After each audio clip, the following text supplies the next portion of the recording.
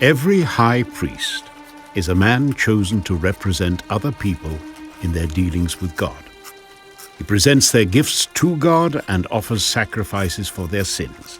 And he is able to deal gently with ignorant and wayward people because he himself is subject to the same weaknesses.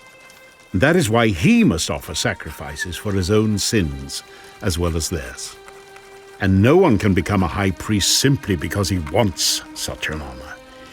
You must be called by God for this work, just as Aaron was. That is why Christ did not honor himself by assuming he could become high priest. No, he was chosen by God, who said to him, "You are my son. Today I have become your father."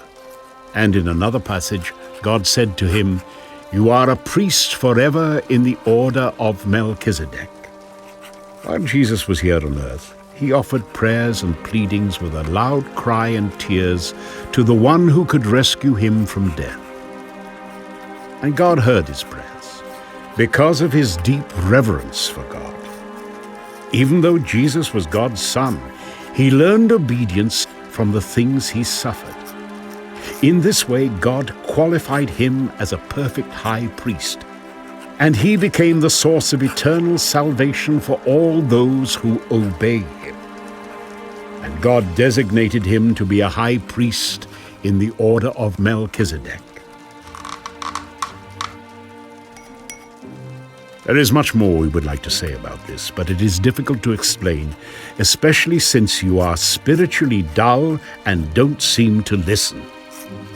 You have been believers so long now that you ought to be teaching others. Instead, you need someone to teach you again the basic things about God's Word. You are like babies who need milk and cannot eat solid food. For someone who lives on milk is still an infant and doesn't know how to do what is right.